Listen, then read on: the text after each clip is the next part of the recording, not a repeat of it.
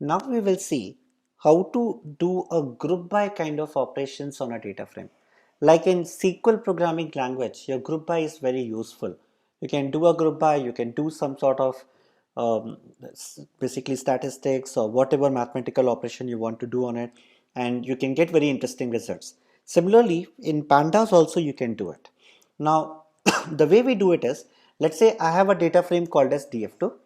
Now in this df2, you can notice that I have an event column, right? I have an event column name having the value like rain, sunny, snow, rain, sunny, like that. Now I want to do a group by, let's say, based on that. So the way I can do it is, I can just say df underscore group, which I'm going to create a variable where I'm going to do it df2 dot group by, and I'm going to define this value now, whatever column name I want to do it, right? So if I do this, this is going to do a group by. Right now, there is no value being present in it. If I just say, let's say df underscore group, you will notice that there is no value as such. It is a panda data frame, which is a group by data frame.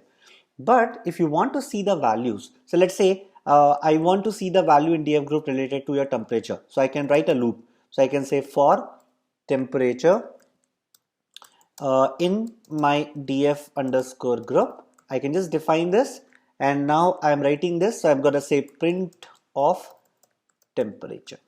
Look at the output now. Now you will be able to see the values. So you can see here that for rain, for snow, for sunny, it have done a group by, and basically based on your event, it have basically printing out the temperatures, whatever is happening. So it have done basically the group by operation for you. Similarly, if you want to see all the details about your group by, like for example, you want to see for this event we have rain, right? So you can see that we have a rain value here. So I want to now, let's say, get all the details only about rain. So I can say df underscore group, I can say get underscore group, and define the value here as, let's say, rain. So this is going to now return me the value with respect to rain for this particular group by statement. Similarly, you can also do a describe statement. Means you can see all the statistics terms based on it. For example, if I say df underscore group dot describe, and you will notice that it is going to return you all the statistics related to rain, to snow, for sunny. I can see count, mean, standard deviation for temperature, for wind speed, and this is quite interesting, right? So you can do a group by and kind of play with all these values so easily. One more interesting thing which you can do. Let's say you want to apply some sort of functions to your particular data frame. For example, let's say I'm going to create a function called as hot underscore temp.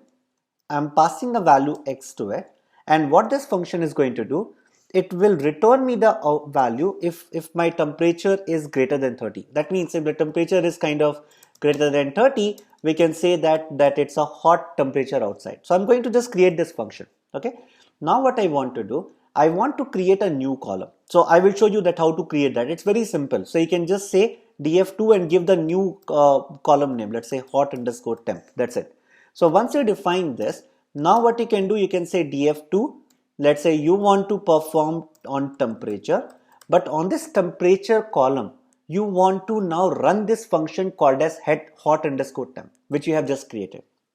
Okay, that means in the hot underscore temp, I want to get the values like if it is hotter, means if the temperature is greater than 30, then return true, otherwise bring the value false. That is what you want to do. So how to run this function on this particular temperature column? So I can say dot apply. This apply function will help me to do that. So now from here we can just pass hot underscore temp function name, and now you will notice that if I say df2, it is going to return me even a new column having the value true false accordingly. So this is also one interesting thing what you can do. Now, is it mandatory that I need to create a separate function? No. Remember in Python we have a lambda function which can help us to do that. So let's see how to exactly achieve the same thing with the help of lambda function. So we will say df2, we are, let's say, adding a new column hot underscore temp. Remember we have not done an in place, so that's the reason we are able to add another column like that, df2, and I gonna say for temperature I want to do it dot apply, but this time instead of calling a function name, I'm going to use lambda. So I'm going to say lambda, I'm going to define value x where x is greater than 30.